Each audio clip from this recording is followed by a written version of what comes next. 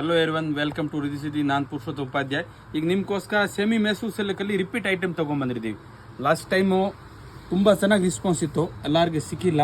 ಈ ಸತಿ ನಿಮಗೆ ಕ್ವಾಂಟಿಟಿ ತುಂಬ ಬಂದಿದೆ. ಲಾಸ್ಟ್ ಟೈಮ್ ತುಂಬ ಚೆನ್ನಾಗಿ ಯಾರ್ಯಾರು ಪೆಂಡಿಂಗ್ ಇದೆ, ಈಗ ಲಾಸ್ಟ್ ಟೈಮ್ ನಾವು ಆರ್ಡರ್ ಕೊಡೋಕೆ ಆಗಿಲ್ಲ, ಅವ್ರು ಆರ್ಡರ್ ಕೊಟ್ಟಿರೋದಲ್ಲ ತುಂಬ ಜನ.